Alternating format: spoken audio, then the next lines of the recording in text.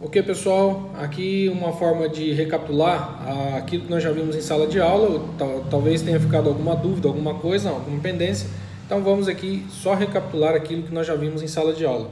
Começar a falar do ISO, que é a medida que trata da sensibilidade do sensor, né? A sensibilidade à luz. Então o ISO indica a velocidade do filme, ou seja, a sua sensibilidade, beleza?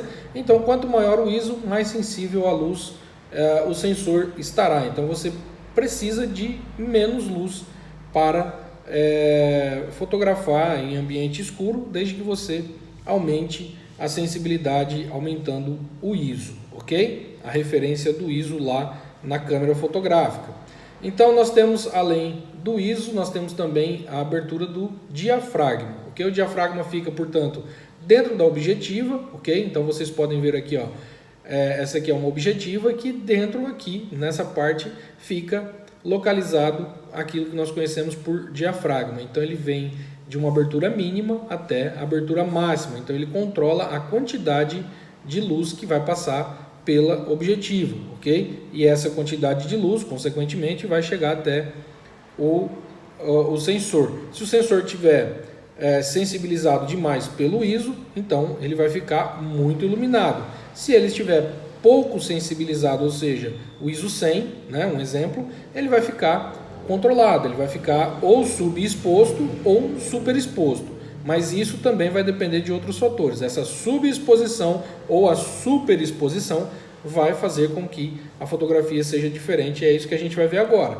Tá? Então, nós temos aí em algumas lentes, né, uma abertura de 1.4, né, que é o diafragma 1.4, e 16. Em alguns casos ela vai até 32, tá? Mas aqui é só uma referência do que vai de 1.4 até 16. Então vejam, muita passagem de luz, pouca passagem de luz, e isso aqui você controla, consequentemente, no obturador e também observando o fotômetro, ok?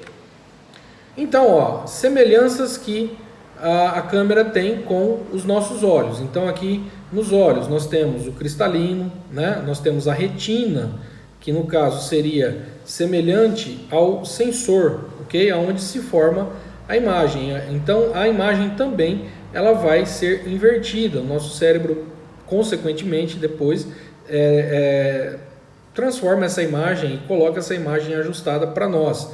Ok? Então nós temos aqui a pupila, né, que seria no caso o diafragma, tá? O cristalino, que seria como a lente, tá? Então a gente observa que o olho é muito semelhante à máquina fotográfica, ok? Então nós temos aqui alguns objetos. Então aqui atrás, ó, a película, nesse caso aqui, como é uma câmera reflex antiga, ele está chamando de película. No nosso caso é o sensor, tá? O CCD. Ok? Então aqui a gente tem a imagem invertida também, e o que vai fazer com que essa imagem invertida fique correta para nós são os espelhos. Então por isso que as câmeras se chamam câmeras reflex, ok? Porque ela tem os espelhos que refletem e fazem a inversão dessa imagem para nós observarmos ela corretamente no sensor, ok? Então aqui, ó, obturador com a velocidade em 60.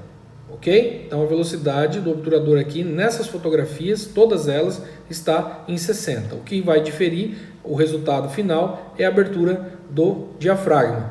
2.8 eu tenho superexposição. Superexposição. Queimou o filme, basicamente. Tá? Então nós não utilizamos filme mais, é aquilo que nós chamamos de sensor, o CCD, ok? Porém a fotografia fica estourada.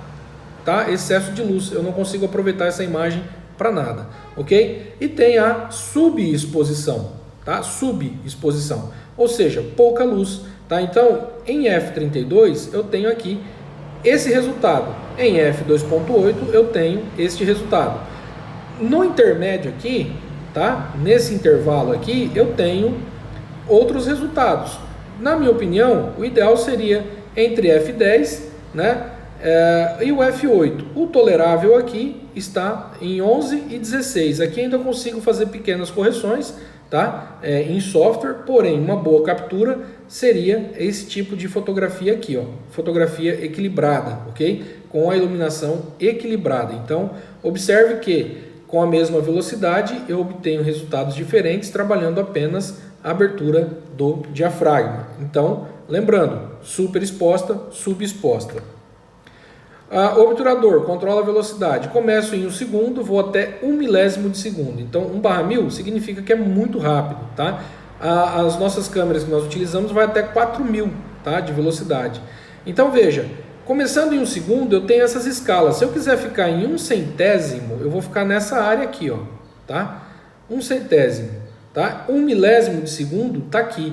Abaixo de 1 segundo eu também consigo, tá? Então eu consigo deixar exposto lá, por exemplo, 10 segundos, tá? Mas aí vai ser sempre abaixo desse número aqui. Eu consigo chegar no ajuste em 1 segundo até aquele ajuste que a gente viu que é o bulb, que eu vou apertar o botão disparador da câmera e ficar segurando até quando eu quiser, até deixá-lo com mais de 40, 50, 60 segundos, vai depender daquilo que eu quiser como resultado final da fotografia, ok? Então, o obturador controla o tempo de exposição à luz. São essas janelinhas aqui, ó, tá vendo? Essas lâminas aqui que se abrem e se fecham rapidamente ou lentamente conforme o ajuste que você produzir na câmera.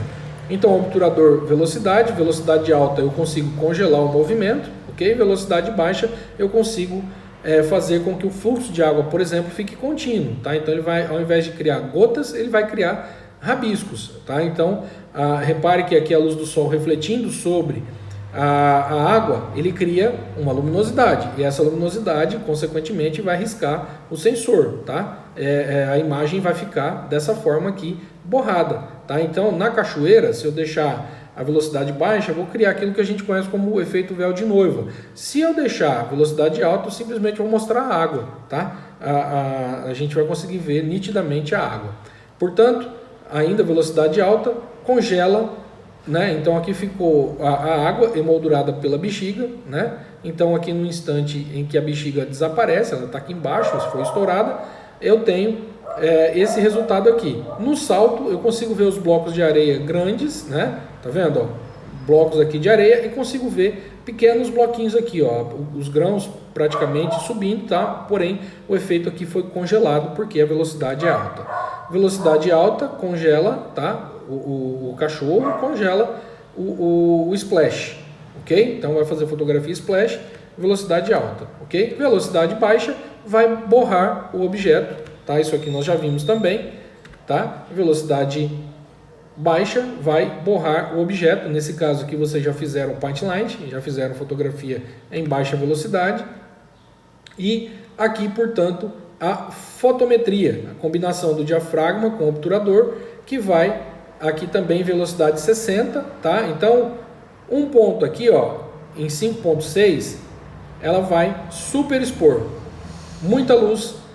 No ponto da fotometria correta aqui, ela está em 11, tá? E aqui, nesse caso, ela está em 22, tá? Então tá subexposta, tá? Subexposição de um ponto, superexposição de um ponto, tá? E a exposição correta. Então, observe o fotômetro, se estiver nessa posição à direita, ele vai ficar escuro. Se estiver na posição à esquerda, ele vai ficar muito claro, ok?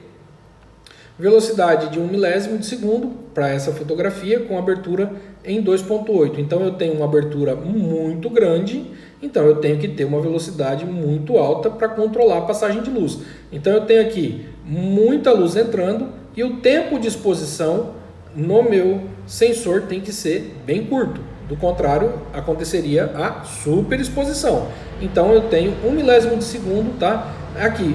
Porém, não só a quantidade de luz aqui foi controlada, mas também a profundidade de campo. Então eu não tenho foco. Quanto maior o F, menor a profundidade de campo. Então eu tenho esse objeto aqui desfocado e esse aqui totalmente focado.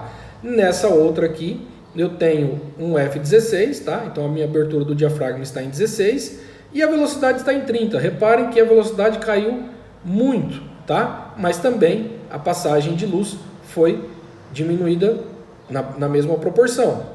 bem reduzida, ok? E aí eu tenho aqui, ó, o objeto focado e o objeto focado, ou seja, ganhei profundidade de campo. Quanto maior o F, tá? Maior a profundidade de campo. Quanto menor o F, menor a profundidade de campo. Tudo bem? Ok? Nesse caso aqui também, ó, 2.8, a área de foco prevaleceu sobre o garoto do meio, tá? Então, desfoque e desfoque. Então, eu tenho o meu ponto focal aqui. Na fotografia publicitária, nós precisamos prestar atenção, na fotografia still principalmente, tá? Aquilo que nós já estamos fazendo na sala de aula, em qual abertura que eu estou utilizando. Eu não posso utilizar 2.8 para fotografia still, eu preciso ter uma área de foco maior, uma precisão de foco maior. Então eu vou, consequentemente, usar aberturas que ficam entre 10 e 16, ok? Controlando a luz, né? Utilizando luz artificial, controlando o ISO, tá? E a velocidade do obturador, ok? Então veja, desfoque seletivo. Eu tenho uma área de foco em f2.8 que vai prevalecer o garoto do meio. Nesse caso aqui, eu tenho uma área de foco que vai prevalecer sobre todos, ok? Ela desfoca parcialmente o primeiro plano aqui, tá? Mas ela, de qualquer forma, deixa nítido todos os três garotos aqui da fotografia. Tudo bem? Ótimo. Então, esse foi o primeiro vídeo, ok? Que nós fizemos aqui, apenas para recapitular aquilo que nós já vimos em sala de aula. Valeu!